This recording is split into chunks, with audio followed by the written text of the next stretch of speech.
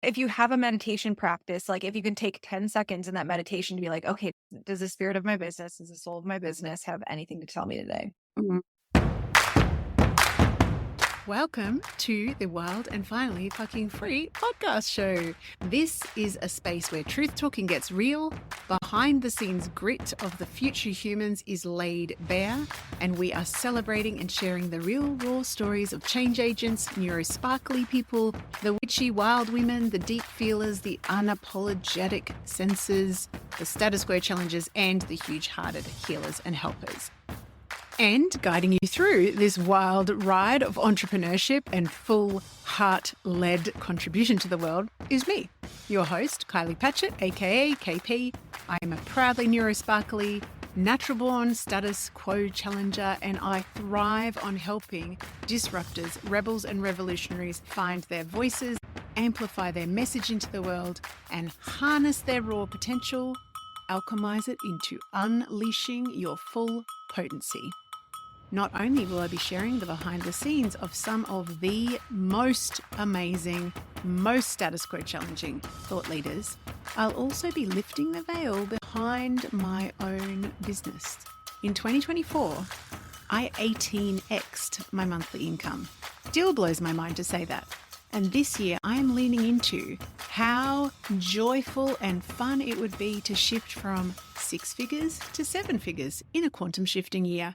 All through leading from my full unapologetic voice, my unleashed potency, and with my big, wildly lit up heart leading the way every single step of the way. So we are going to share the mess and the magic, the tea on identity shifting behind thought leadership. So together with my guests, I am going to be sharing the mess and the magic, spilling the tea on the identity shifts behind stepping into thought leadership, breaking the ties that bind us, unlearning old patterns, and reweaving brand new ways of living, loving, learning, and leading. We're here to break boundaries, reimagine what's possible, all while collapsing timelines and leading with joy, love, and our fiercest wild woman selves. This is not just a podcast. It is a rebellion. It is a revolution. It is an invitation to join the Mad Hatters collective movement. And by Mad Hatters, I mean all the colourful, creative, gorgeous, world-changing, out-of-the-box humans out there. If you've ever longed to be wild and finally fucking free, this is your sign to lean in. Let's get started.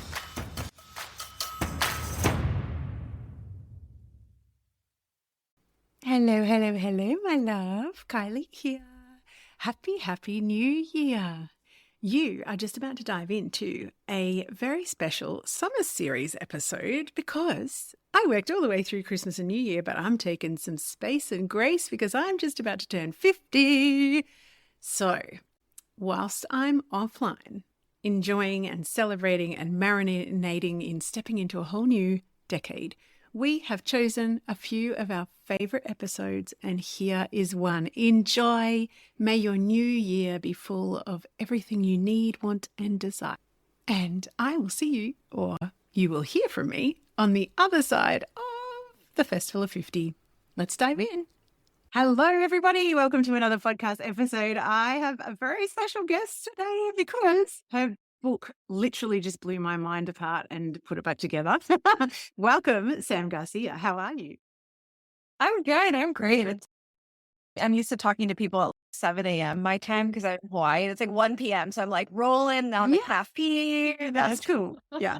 So it's, what is it to me? 9 a.m. So I'm actually at peak energy as well. So that's good. That's a good combo. But now, I'm sure that most people listening to this podcast will already know you, but if they don't, can you please introduce your beautiful self?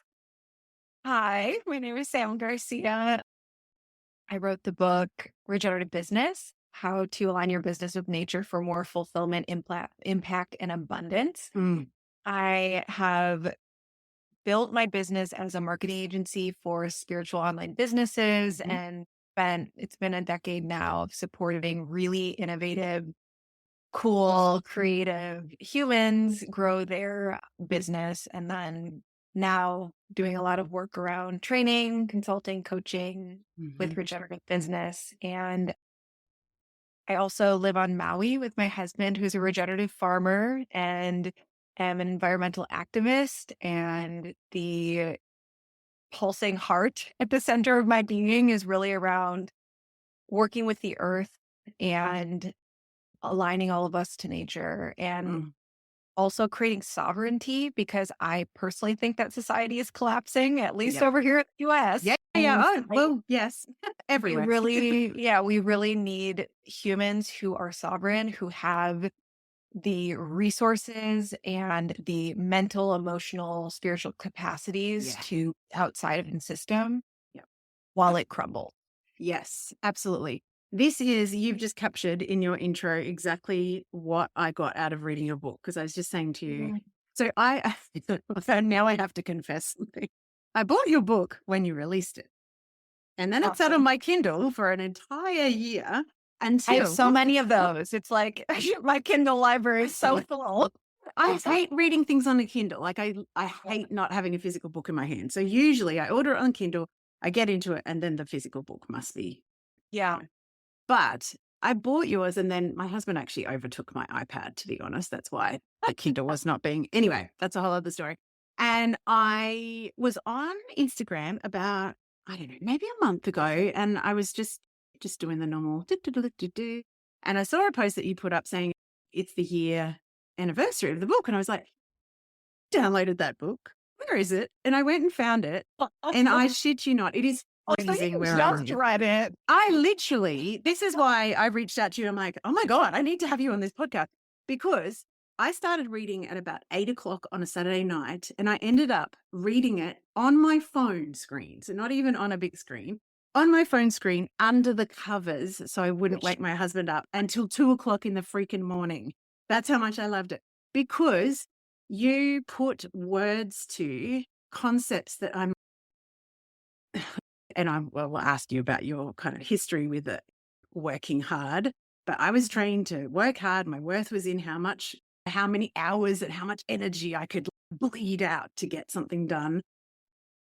Yeah, got lots of different degrees and all those sorts of things. But you were putting words to concepts that I had about things being broken. And I am a like born nonconformist, like a rebel against anything that you say I have to do. And but I hadn't ever understood that you could capture a different way of running a business and being a human and being sovereign when you actually use the same principles that work in regeneration in farming. And I was like, so this is why you're here. So I literally, that's my confession. Anyway, thank you for writing the book. And before we even go into anything about what regenerative business means, I want to go backwards to, you talk about in the book, like you've got a degree in physics, which you've not ever used, which makes me giggle because I have one of those too. Not in physics, in cell biology of all things. So tell me more about that. So you're at college. Mhm. You're doing the college thing, but you've also been conditioned to be a good girl, high performer. You talk about being like the most likely to succeed type of person. Can you take us back to Sam of that age and what you actually thought about, work and how the world must work? Okay. I'm Such gonna a big question. yeah, we'll see what rabbit holes we go down with this, but I grew up in an artist household. My mom went to art school and both of my parents graphic designers. So in my dad's dad started a graphic design business in That's Detroit. cool. Yeah. Had all of the, and this was graphic design before there was Canva or Photoshop. So Yeah. like the actual markers in every single shade because you needed to have them. So all of that. Oh my Um, God. and Sounds like heaven. this was in Michigan, which is in the Midwest with the like Metro Detroit, Motor Mm. City, Mm. with a failing auto industry because of outsourcing to manufacturing outside of. Mm. And so both of my parents really struggled. Like my grandpa, he did awesome. He did Yeah. just right, so successful as a graphic designer in Detroit. And then my dad took over his business, struggled like the entire time of my childhood. Both my parents really like my mom, who did more of the corporate route, got laid off at Yeah. one point, like all the things. And my dad really drilled into me that I have to go into math and science. And I'm also through school, I'm really good at math and science. It's just Yep. something that's Yep. naturally comes to me. Mhm. And as a woman, he was like, especially as a woman, go into math and science. It is where it'll stand you apart. It's where you get all of your financial aid and you can fast track your entire career. So I did that and I made a promise to him. And it was a huge ego boost too, because I'm one of the there might be one other woman in physics classes in college. Yep. And so Mhm. there's something like, oh yeah, I'm cool. I'm like, yeah, you have a degree in physics, and everyone's like, oh, she's smart. Like, there's not like, but halfway through college, my dad died unexpectedly, and he it really threw me for a loop. And he was so healthy, did all the things you were supposed to do, physically active, ate healthy food, was 55, like Far everything. So out. it it really catapulted my spiritual awakening. And Mm. also so much trauma around like not believing in the powers that be and Yeah. the system, and which are valid. But Yeah. Well, and at the time it was like very like trauma induced. yes. And but I made a promise to him that I would get this degree. So I finished the degree and I was in an environmental fellowship and a minor in environmental science, where like halfway through, like right before he died, like my environmental awakening happened, but I couldn't, and we didn't have Yeah. it. So that's how that came to be. And I'll stop there. No, I think, I'm relating hard to so much of this because my thing, not a degree in physics, my degree's I've got a master's in forensic biology, and that was a similar sort of, that gives me, but what I really actually wanted to do and what I've always been lit up about is naturopathy and health and well-being from an integrative perspective, right? But then I go and do a science degree and I find myself working in hospitals and then in a lab environment run by a government. And I'm like, what the actual fuck have I done?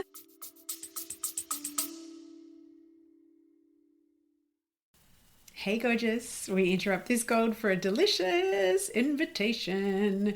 If your whole body has been whispering more lately, more voice, more truth, more satisfaction, more clients of the soulmate variety, more cash, more you, then this invitation is for you. Potent, my sister mind is officially open. This is my high touch, holy fuck, I'm ready sister mind for rebels in good girl clothing who are done outsourcing their power and diluting their magic to fit into someone else's business formula. If you have been craving a space where your strategy, your voice, and your energy all get to be offered, honored, refined, and amplified, this is it. Inside of Potent, you'll get my eyes on your business every single week, copy mentoring, and that is for brand copy and content storytelling that turns your truth into client catnip, energetic recalibration that helps you unhook old learned limitation patterns, keeping you quiet, not being seen, not being heard, real-time, high-touch, one-on-one coaching that actually sees the bigness of your vision, and the kind of sisterhood that does not flinch when you show up in your full, messy, brilliant, phoenix rising from the ashes glory. This isn't surface level support. It's deep, potent, paradigm shifting work that changes who you are as a woman in business and a woman in life. We start in August. Early open access is open right now. For the month of June 2025, inside of this early access open doors period, you will receive juicy bonuses, extended payment plans, and access immediately to my entire library of storytelling gold. You'll find all the juicy details at kyliePatchett.com/potent. And we fill spaces, and there's only 10 of them, and more than likely only 5 by the time you listen to this, because By that time, I will have offered them to the existing cohort, the beautiful original OG circle. We do actually take applications on a first come, first served basis. So come and apply, and let's get back to the magic of the episode.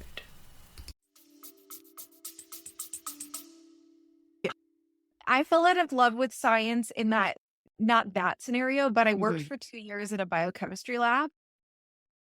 And I was like, this is so granular. Like the head guy in the lab, he was published in Nature. So he had but it's like on this one protein of this one DNA sequence. And it was just this is so singular that it wasn't actually engaging to me. And also just being, because this was a lab at a research university. Yes. And every single lab is fighting for funding. And so you can't talk to anyone else.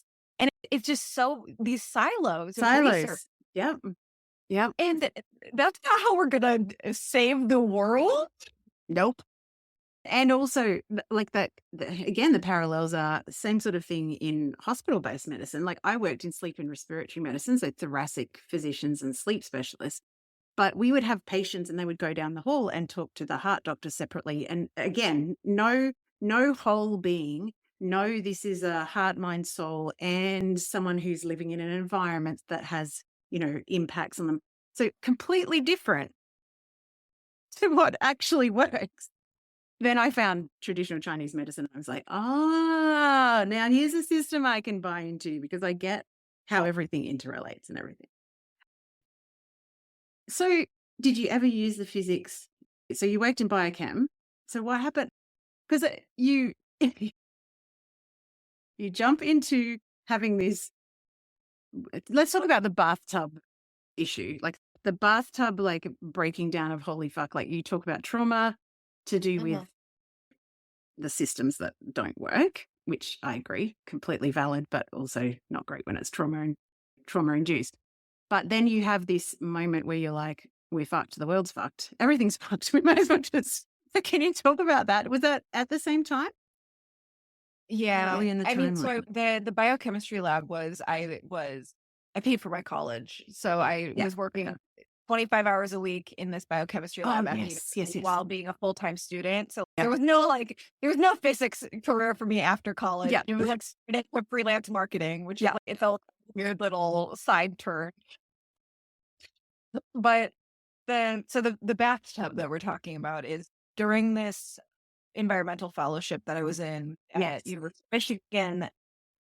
One of the required classes was in I don't even remember what the name of the class was, but the professor brought on this carbon bathtub is what it's called, and you can find you can Google it, you can find pictures of it. Yeah, and it's essentially a bathtub there's a drain at the bottom of the bathtub like a normal bathtub, and there's a faucet going into the bathtub like a normal bathtub. Yep, and it's all about the atmosphere can naturally, at the current temperatures and with the current environments and climates that we have and ecosystems that we have that we're able to survive in as humans. There's a threshold where if there's more, and you can imagine there's carbon molecules coming out of the faucet, and there's natural systems that process the carbon, which is the drain that comes out, like our oceans and trees and other like composting and other things will actually process carbon and capture carbon onto Earth. And if there's more coming out of the faucet than there is coming out of the drain, then the bathtub starts overflowing, starts filling up, and it goes past that threshold. And you pretty much said, we're already past the threshold.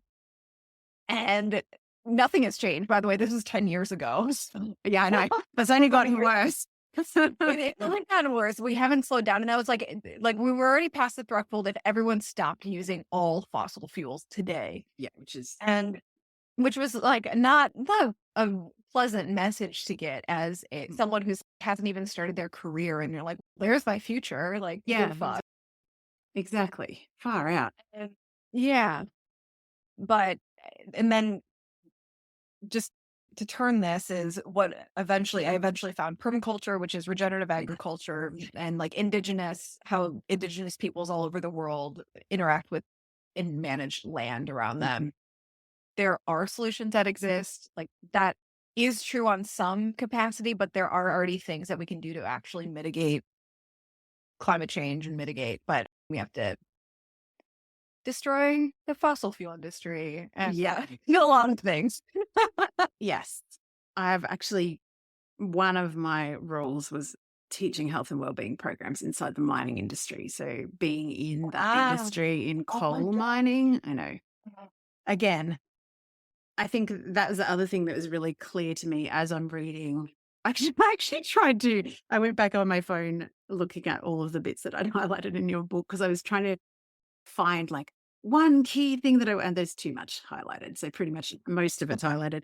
But I think for me, one of the things that kept coming up when you were talking about the difference between an industrial way of running a business and regenerative way is that when you believe that the industrial way of doing things is the way, and that's the ocean that you're swimming in, you do things like working for a mining industry, which is completely against your value proposition because you believe that is well, I'm not going to say you, I believed like at that time I needed a job. This was the job that I could find that was in still doing the education that I wanted to. And so I put my blinkers on and I'm like, and yeah, so that mismatch or lack of alignment is what makes us like it contributes to you feeling literally sick to your soul about where you are and what you're supporting by not actually fighting against it. Yeah, but there just to throw this in from Yeah, what you just said, there definitely needs to be people who are working within the system to dismantle the system. It's not that is that's true. where like coming to Hawaii for the first time, I work exchange on a farm at the Big Island in like 2010. That was like my first introduction to Hawaii before moving here. And a lot of people on the Big Island that move over there, it's this prepper mentality, which I'm a prepper, but Yeah. like this prepper mentality of the world is fucked. So I'm going to go find my little slice of paradise and screw you guys, Yes. which is, and on some level, a natural response to what is happening, especially Yes. like this week in the US. It's like Oh, we're, don't we're even. recording the first week of July. If anyone wants to like think back, Mm, yeah. and so it's I get it, but also it's that's not going to help the future. Like No. we need people who are working within the system, who are actively Yeah. pushing against it. Yeah. Because like just going and bubbling yourself off, it's not contributing to Yeah. anything. No, absolutely not. And it's not going to change any paradigm. It's just saying I'm going to put my fingers in my ear and blinkers on my eyes and forget that there's a paradigm and pretend that I can just opt out. No, no, you can't. When you went to Maui, so you're exposed to permaculture for the first time. I'm really interested I'm married to a rural firefighter. So they have, like we have historically treated our Indigenous people horrifically, as most countries that have been colonized have been. What I'm loving in terms of their like back burning practices now is that they are using more and more Indigenous ways of doing things like cold burning, for instance, because in Australia, like obviously we're getting hotter, we're getting drier. I live in country Queensland, so it's grasslands and we get to, I know, centigrade, I'm not really sure, but say 100 centigrade regularly across our summertime and really windy. Like it's wildfire conditions. I know Maui's just had, because you guys had a big fire, didn't you? Like, how long ago was that now? Yeah, Like I mean, last? we're about to hit our 1 year out mark. Yeah, I was going to say. So it Yeah. was 11 months ago.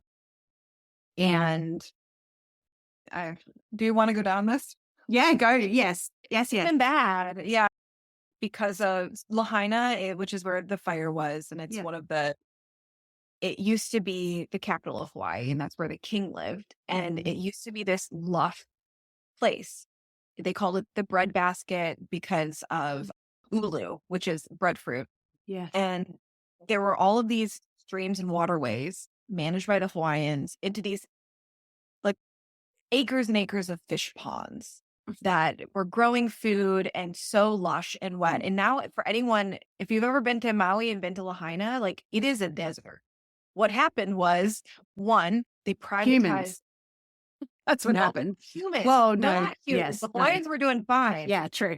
The wrong human. Colonization and corporate, evil corporate people.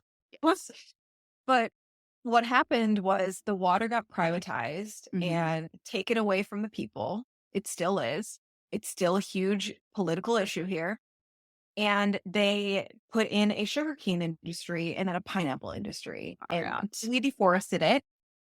Forest is one of the best ways to actually not save our planet, but keep our planet hospitable for humans. Yes. Yeah.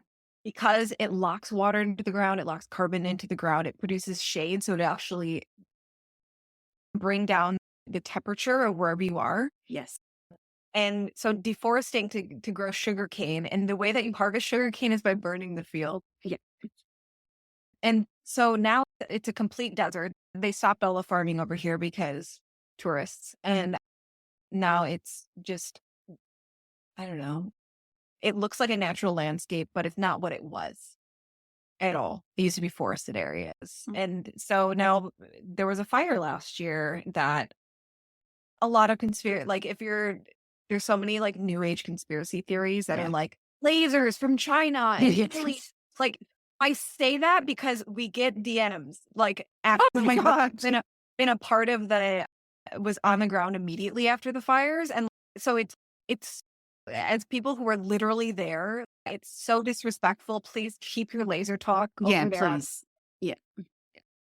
But it was, there were tornado level winds that day in the electrical, what most likely happened. What the current speculation is, and there are lawsuits happening right now, or what most likely happened is a power line dropped and a spark hit a shake shingle roof. And it just took it off. And then, so, it was on the positive side of regenerative business. I was able to take 4 to 6 weeks off from my business and continued forward. I literally got to, because we were behind the barricades. We had military barricades keeping people out, and we were within them. We were off grid. So we were literally the only people with Wi-Fi and cell reception because we had Starlink and off-grid solar. So we were literally the communication hub. And it was goosebumps. Because this is where I want to. It was a demonstration of why we do this. Yes, and it's exactly hard. Like it's been uncomfortable. We've lived in tents for periods of time because of X, Y, and Z happening. So being on the front end of wanting to be a part of this, the future of what humans need to do, it can be uncomfortable at times. Absolutely. For extended periods of time. Yeah. It was just such a reinforcer to me of this is what the humans were inspired to do homesteading, inspired to be off grid, inspired to be sovereign. Like we were literally able to be the communication hub and help people in a national disaster because we had done the work. Yeah. And the other thing that I've been binging on Sam podcasts all over the place. Your podcast in a while, actually. I don't know. That's fine because there's a catalog, but because financial year in Australia is the end of 30th of June. So we do business June, like July to June. And so I'm listening to your New Year's episodes at the moment. Yeah. And one of the ones that I was listening to last night when I was walking my dogs at like sub-zero freaking temperature, you were talking about the fact that because you were talking about goal setting.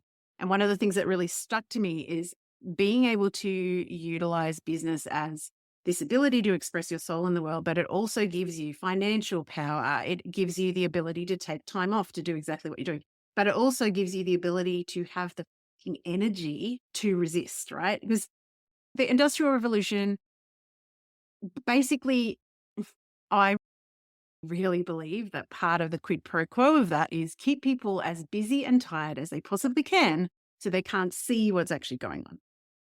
Do you want to talk to that? Because I feel like, so we've gotten to the permaculture stage and you're married to a regenerative farmer, which I freaking love because, That's why we moved to the country. It's, can we just find our little piece of land and do our own thing? Because I don't like anything that anybody else is doing.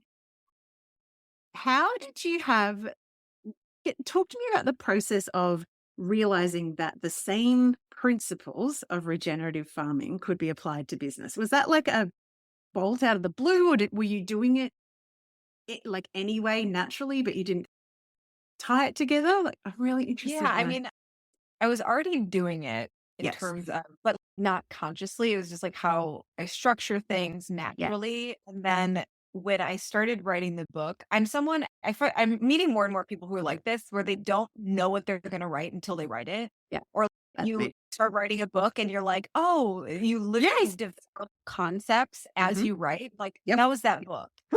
Mhm. So So good.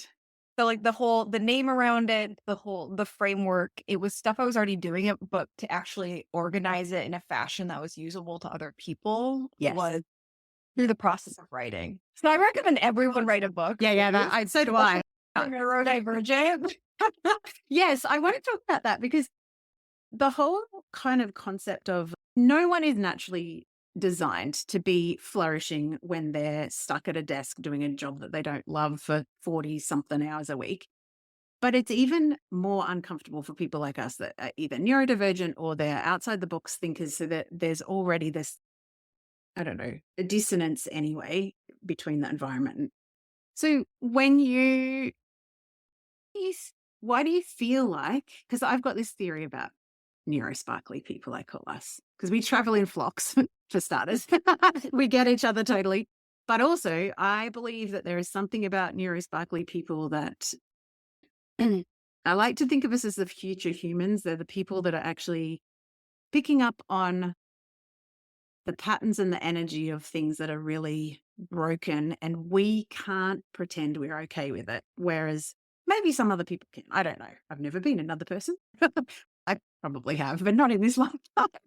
What do you reckon? Excuse me. Like, from your perspective of being an ADHD person running a business, I know you've got lots of Virgo though in your chart, so you're very organized as well.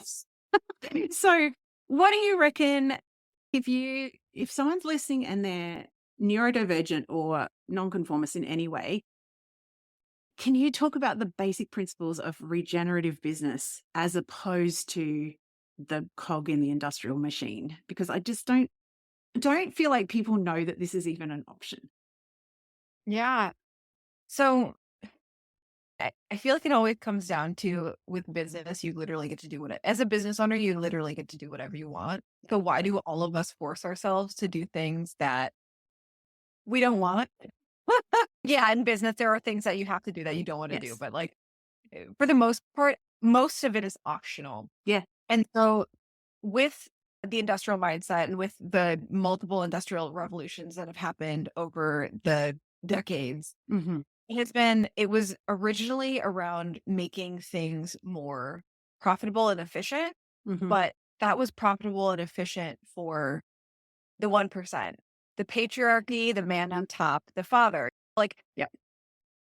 it wasn't a better system for the workers. It wasn't a better system and I'm sure there was a period where buying something from a craftsman versus the beginning of factories, like I'm sure there Yes. was a period where it was totally great, but Yeah. then it was like more to the point Mm-hmm. where it lost the whole purpose of it. Yeah. And so with having a business like a factory, and that's what every business coach, every business course, MBA programs, we've Proliferating. we're swimming in, so we don't even know to Correct. question it.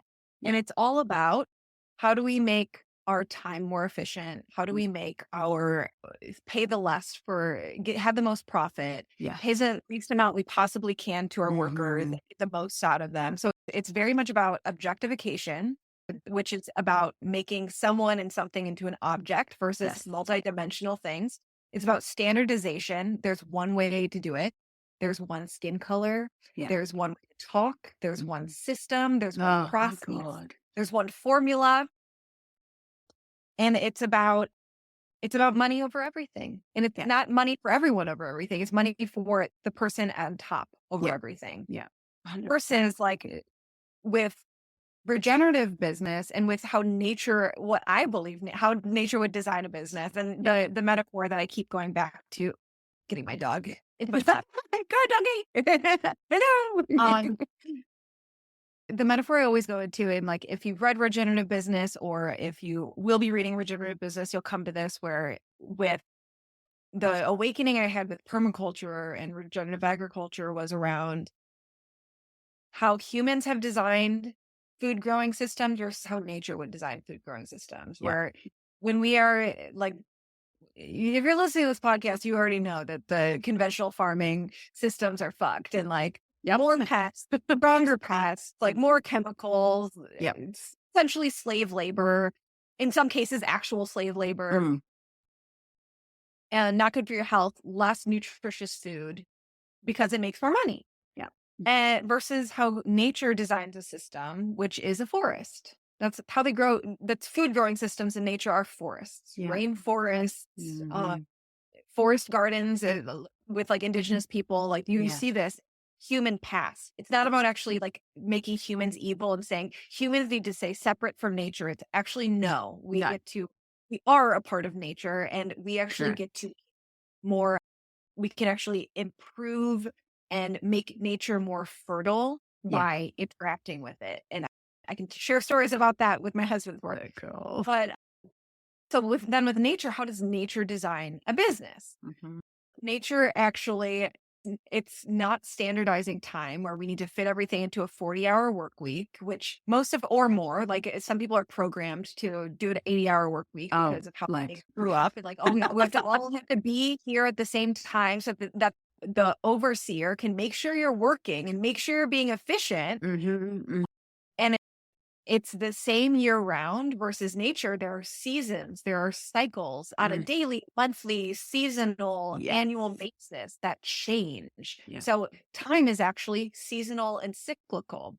Then with abundance, it's not just money. Like sometimes as a regenerative business owner, you choose to do things that make you less financial capital, but it ups your spiritual capital or your relational capital or your social wealth. There's so many, and there's 10 different kinds of capital that we go through in the book, but there are so many different ways of going through and changing your business. Okay, let's think of more. I'm like, I get excited.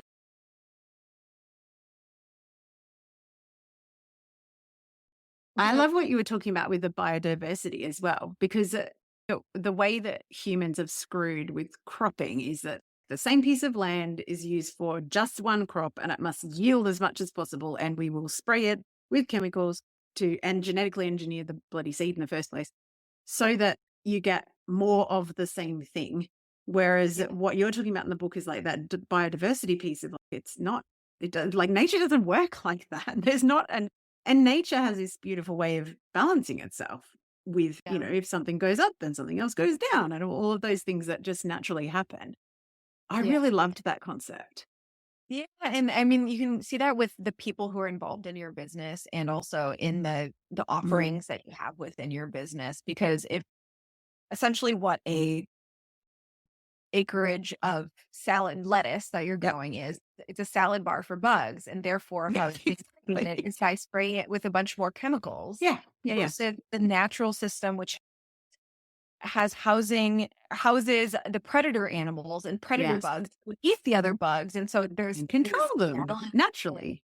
Naturally, exactly. So there is a reality as a part of a collective, as a part of this larger ecosystem that we're in your industry, in your country, or if you have a larger one, that like sometimes because of X, Y, and Z reason, a certain product you have isn't selling as well, or it's like no longer, like something happened in the collective that would have a bunch of bugs eating it or like whatever. It's not a metaphor, but I love you that. actually having a diversity of offerings, a diversity of people in your business, so that no matter what happens, there's an actual resilient system set up that can balance it out. I love that. Do you know what else really struck me when you were talking about these concepts is like if I could take one single most like forehead smacking point, was your business is not just you.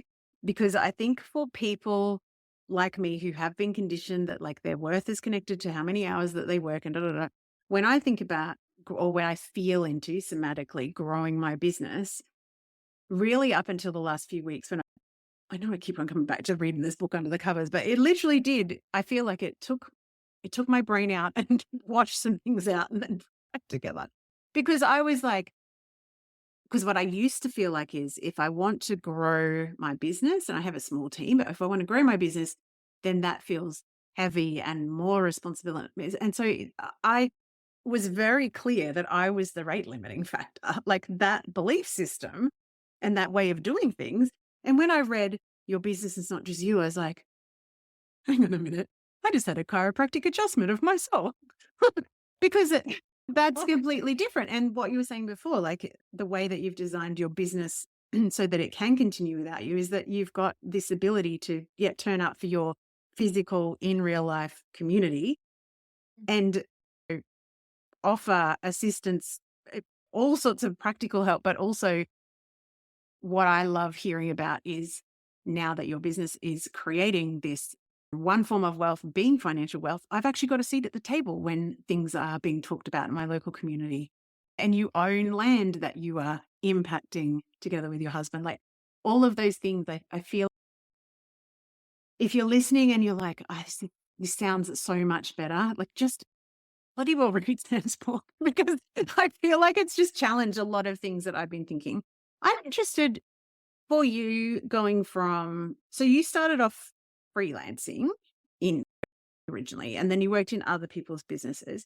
What has it been like for you since the book's come out and I'm not so much since the book's come out, but moving from being behind the scenes, maybe, I don't know how much, were you behind the scenes? Were you known to be?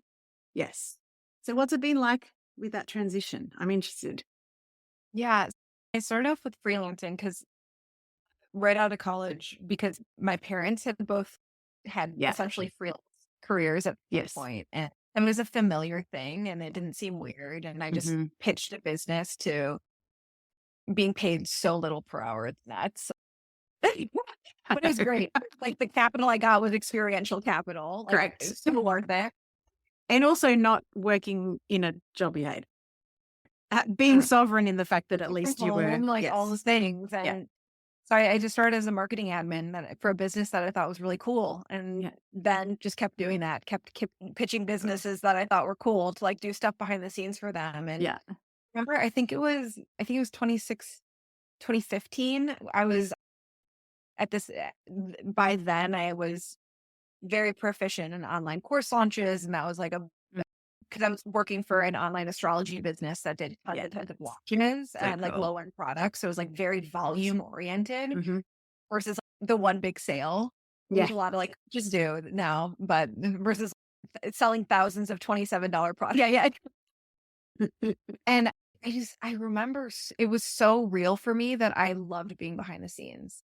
I just remember it so strongly. And it was everything I wanted. And eventually when I realized, I will never get past my income ceiling unless and I'll never be fully in charge of my finances unless I consider myself a business owner and start building my own network, start building my own audience, start building my own assets that people and be known on some level. And you don't have to have a big audience to have be a successful business owner, but that was a part of my path.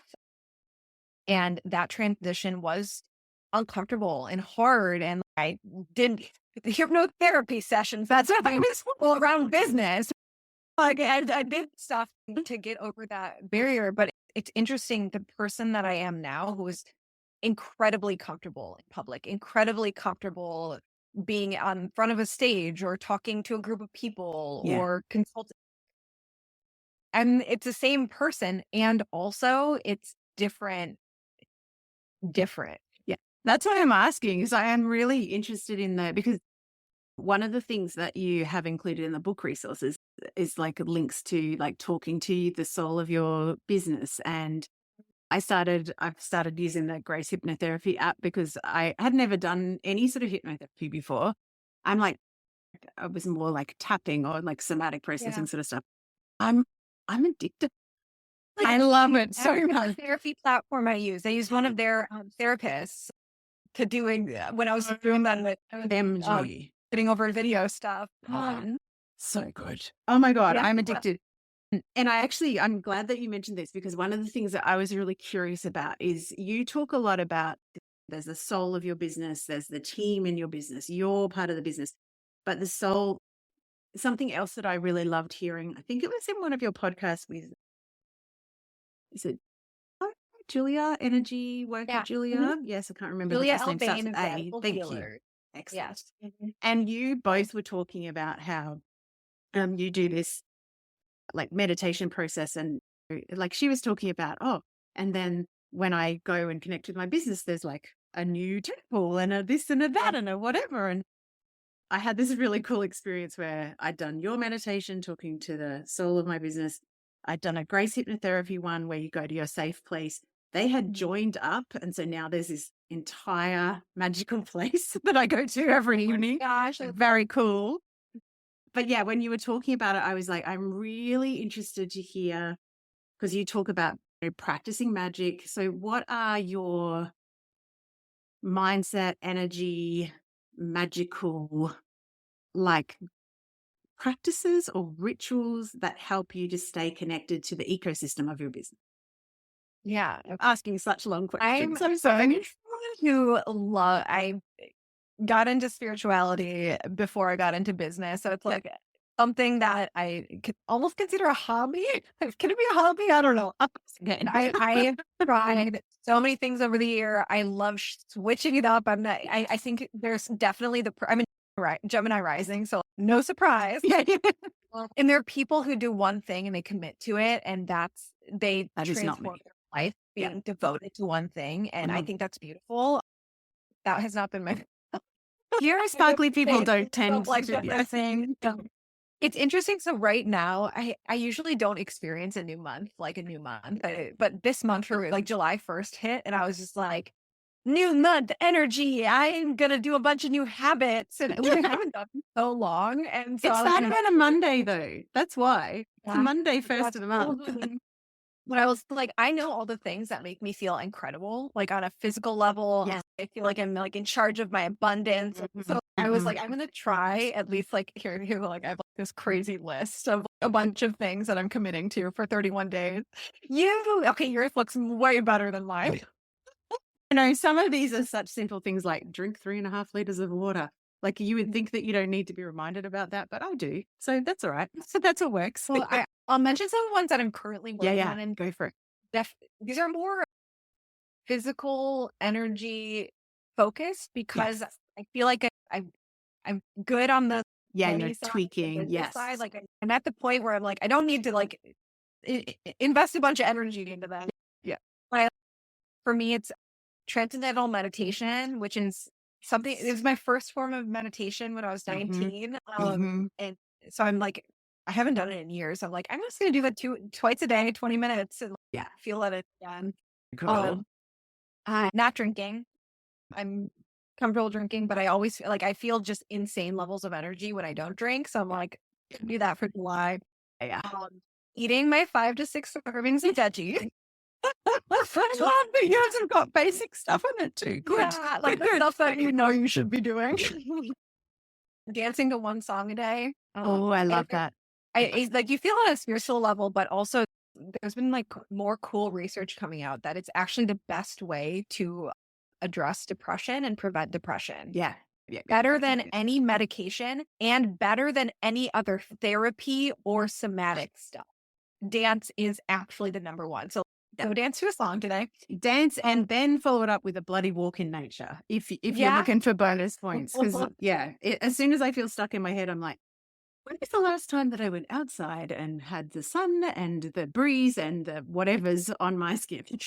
So that's already a habit for because I have 2 little dogs. So like every morning we do, and we don't live near people, so we can just like walk outside for 30 minutes. And we're in nature. The 5 Tibetans, which is Yes, like I know the 5 you know what I'm Tibetans. talking about? Yes, yes. Always make me feel so good. Yes, me too. Oh my God, I haven't done them for years. I learned them from my very first yoga teacher that also then taught me like Oriental psychology and traditional Chinese medicine, shiatsu. And it was when I was in the medical science and I was just like, this cannot be the only way of looking at this. And then I found this guy and so I learned the 5 Tibetans. Yeah. So I I'm have to doing revisit. There's a book called Shakti Mantras. Oh, yes. You know that book? Yes, I do. Oh my God. Again, same master. This is one of the things. So I'm doing one of the Lakshmi meditations, which is abundance oriented, and I definitely see results in my life around that. Wow. So those are some of the things that and then morning pages, because I hate journaling. Like I hate it so much, but it's also the thing that makes me feel amazing. Yeah. This is, well, I don't have it with me. I've got this amazing journal I was given by someone I'm working with in a spiritual mentorship, and it's got this big like dragon on the front, and it's just called the I Am, and there's no words or anything in it. And I'm like, okay, maybe I can try it. And I'm on about, I think, month 3 of every day. And I'm like, oh my God, like when I don't do it, I don't feel as well as when I do it. And I'm like, this is part of being a clearer channel. Get the shit out of your head or the whatever. Like it doesn't have to be shit, but yeah, that is, one of my pillars. Yeah. So, and it's been cool to focus more on the me oriented stuff, because once you get past like, money blocks and money mindset and like all this, because money is a central part of business. Yeah. Like where you have an Definitely. expensive hobby. So there's a lot of stuff at the beginning of your business and time oriented stuff of I can't pay someone to do something I don't like doing because that you feel guilty around it, like that sort of. Or that's where I am. Like, oh my gosh, can I really do? Can I really? Yeah. Just No, do the people things want I to do feel? that. They want Yeah. the work. Yeah. And like it's somatically deconditioning the 40-hour work week. That's a real thing. Oh, What's unreal. interesting, because it's I swung back and forth where I worked a lot to the point of just because I was trained to, like in my body, I was trained to work this amount. So it felt unnatural to work less. Yes. And there was a 6-month period where I forced myself to only work 20 hours a week. And which was like my business was set up to be able to do that. And everything was great. And I hated it. Can you talk more about this? Because one of the things that you mentioned, and like I said, I've been binging on all sorts of podcasts that you've been on, so I have no idea when you actually said this, but you actually did mention that Eddy, your husband, is by nature like high energy and likes to get out and amongst it. And so for you, when you were adjusting this, recalibrating to not working as much, that was a bit like, this is a bit tricky when I'm right in front. If I was living alone, it was like no big deal because like but then there's like someone who's working like 12 hours a day and you're just like, hi. Yes. So can you talk more about that? Because I feel like, I feel like that's where I am. Can I really just take it like a, Is it specifically next to your husband? No, I think it's compared to the way that, like, it's just my conditioning. Like I'm used to, I've always ended up, especially in corporate jobs where I'm at the top of the tree, and the way that I'm at the top of the tree is working really fucking hard. And I'm just like, so there's a level of, and I think the Grace hypnotherapy is really cracking this, because I'm really noticing, like yesterday, I like sat down to do something, and I'm usually very structured, and I like that masculine like structure, and then I flow in. And I sat down and I looked at my to-do list yesterday, and I was like, I don't have fucking. And usually my conditioning and the way that I've always been in the world would be like, sit your ass down, get it done. That's what you said you were going to do. You can't not do it. And I'm like, this is my business. I can do whatever I want. But it's discombobulating for me at the moment to reset that. So I'm very interested in how you decondition. There's a few different layers with this. One of them is realizing that there's probably like the 80-20 principle that you've heard everywhere. Like it's true.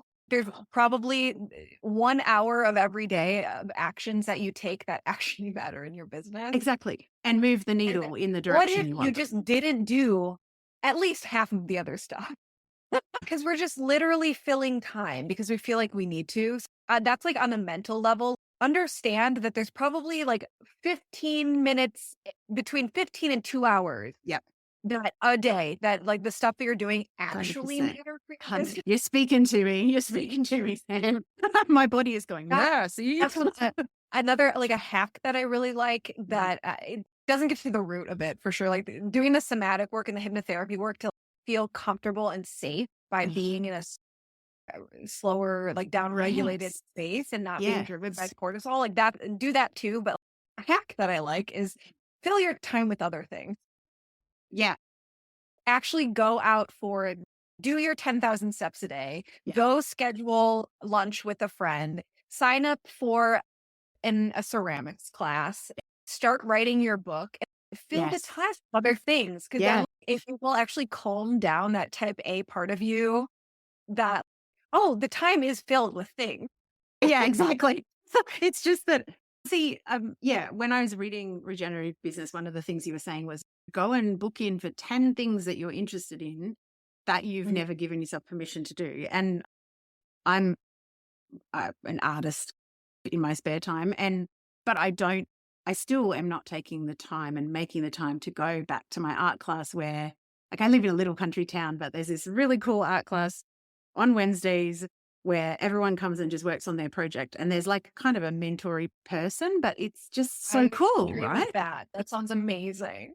Do I make the time to do it? No, because my little brain keeps saying, oh, no, it's wasting business time. And I'm like, oh, when I do it, I'm so much more inspired and creatively lit up to then come back and do that 20% of tasks that you're talking about. So anyway, continue. And like a little like mindset thing that I really like for stuff like this. And I put in the book, credit to Julia Wells. She was the first time I heard this, but that self-care is a profit generating activity. Oh yeah.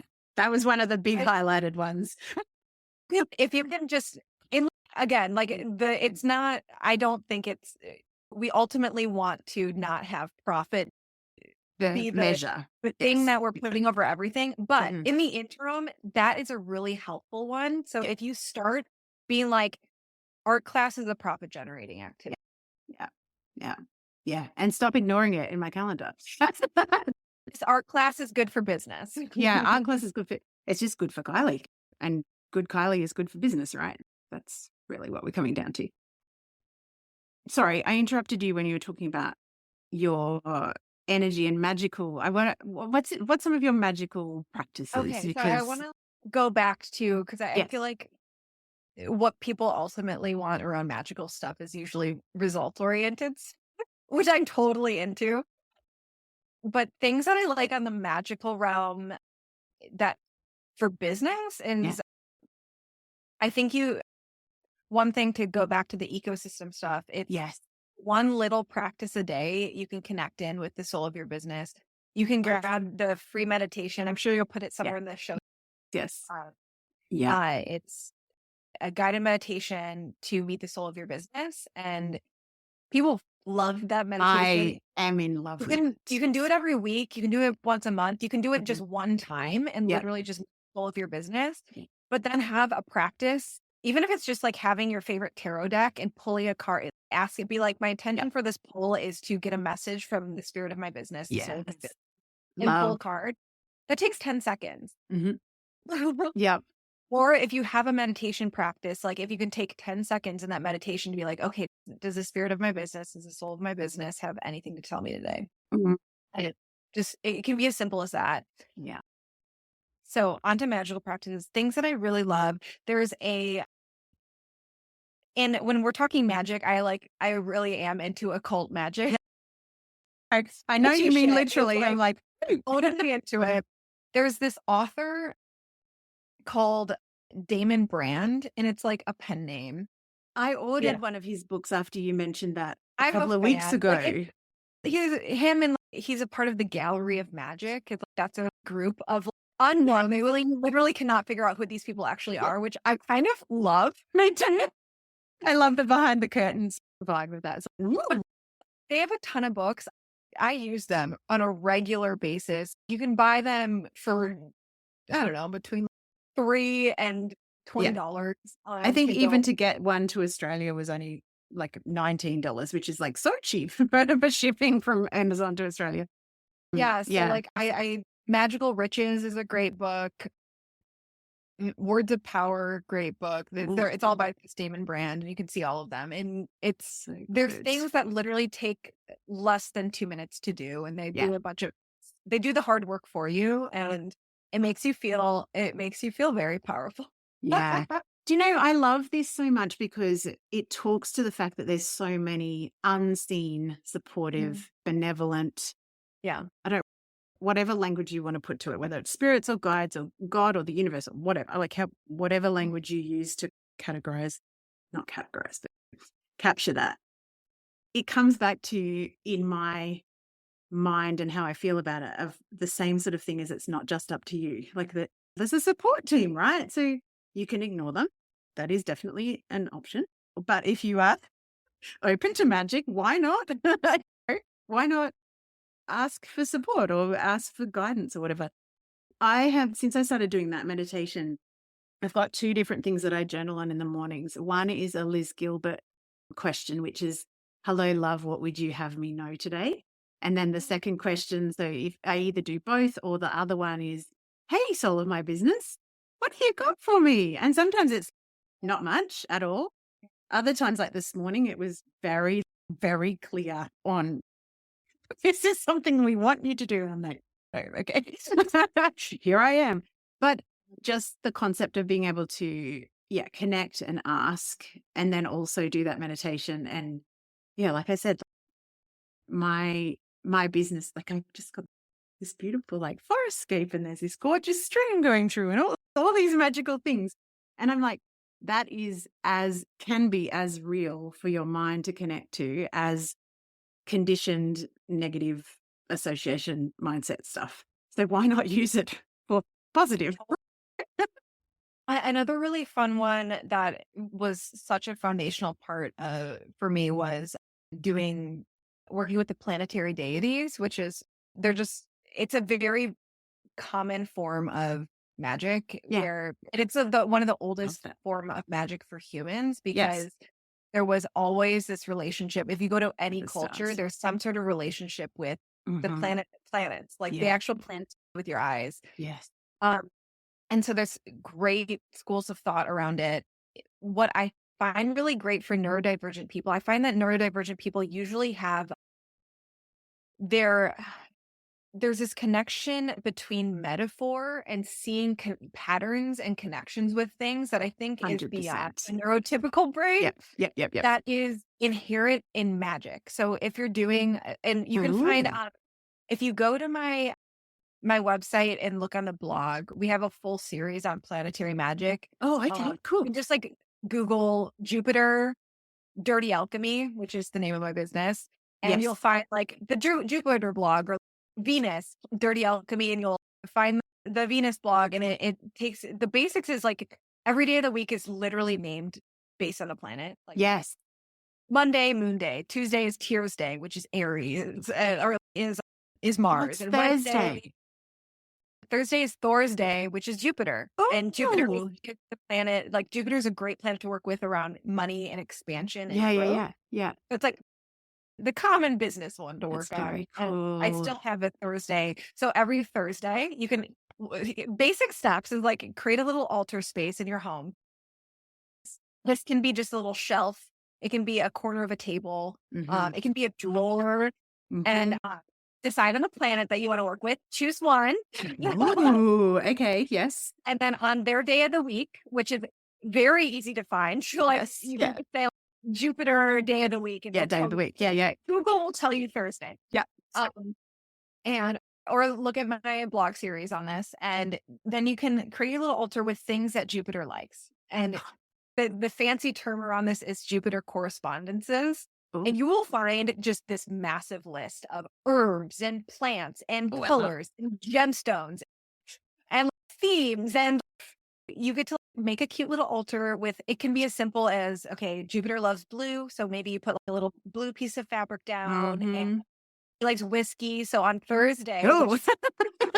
you give him a little shot of whiskey. That's You don't have to drink it. So you're making an offering to him. Yeah. You can just And what I find great about this is with these planetary deities, you get to be the human form of what they want. Yes. It's not like you're Mm. taking money from Jupiter by working with him. Instead, Yeah. you get to be the physical manifestation of Jupiter's desire, which is more abundant wealth. Abundance. Not abundance, actually wealth, like Yeah. wealth. Oh, And, end of, yes. and Yes, yes, yes. expansion. Yeah. And like he's like really this expansive, almost, and it can be like overindulgent energy, which is like a fun little thing. I was born on a Thursday. Me too. That's why I asked, because myself and my two daughters, who are 12 months apart, are all Thursday kids, and we're all 8s in numerology as well. So it's like repeat. But the reason I ask is I just had my Chiron return, and it's Jupiter in the 10th house, which I actually am not sure what. I have had a reading about it, but I have to go back to it. But it's work and work and global stage type of stuff. I don't know. Like, I did have a reading, and I had one with, I can never remember what the proper name for the astrology is, but the traditional is Hellenistic. Hellenistic, yeah. What? Yeah, I had a really cool reading, but I haven't listened back yet because I just wanted it to settle, because that was in eclipse season in April, where I was in New Zealand traveling, and found myself on the top of a cliff face listening to this amazing meditation. It was over. We're halfway through the eclipse. We're 3 months out and 3 months before the next eclipse. I'm going back to it. Oh my God, you've been such a delight. Now, I did want to say your business name is The Dirty Alchemy. So that's where you will find Sam on Instagram, Facebook, everywhere is Dirty Alchemy, isn't it? Yeah, cool. Yeah, and it's the Dirty Alchemy. Yes, So the if dirty. you're finding it, there's a the in front of it. Yes, it comes up anyway, because I wasn't sure about that or not. The other thing that I would say is you've given us a link that we'll put in the show notes, which is for the free chapters of Regenerative Business. I think don't screw around with the free chapters, just buy the book and then get the book bonuses, because everything we've talked about today is inside of that. But also, when I was prepping for this chat, I really love the series that you've written. I think it's 5 parts for the Regenerative Business Creation Lab. So I might actually put that in there too, because it was like, this is a synopsis of the book and why this doesn't work. This does. Try this on for size. So if you're interested and you want an intro, there's also that as well, which is amazing. So thank you for coming to us. I love that our backgrounds are like complementary colors too. It's very nice. I've been enjoying that. Thank you so much, Sam Garcia. You've been a bloody legend. Oh, thank you so much for having me. No Blast. Oh, just thanks for everyone for listening. This really we are a part of nature, and we need more people aligning with nature, because it is a much stronger force and a much more powerful force to tap into than the fake structures that exist in the world right now. And if we want to be able to make true change and make it in a way that is the least abrasive experience as possible, you want to start now before you have to. And you want to tap into nature, because that flow is in your DNA. And so when you actually tap into it, it's not going to be I have to fit myself into a box. It's flow. Dream. Exactly. Stop extracting. Just, yes. Thank you. There you go, beautiful one. Another delicious, juicy, truth-talking episode with a disruptor rebel or revolutionary sharing the identity shifts and the mess and the magic of leading right on the edge of your expansion and going first as a visionary leader, as a woman creating a business, and inviting people to completely new ways of learning, living, loving, and leading.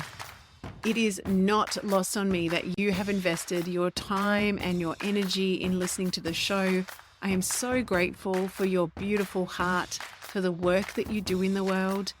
And I know that if you're here, you are more than likely one of what I call the Mad Hatters. So the quirky, colorful, creative, out of the box, often neurosparkly, paradigm shifters and thought leaders. So I'm so grateful that you're here.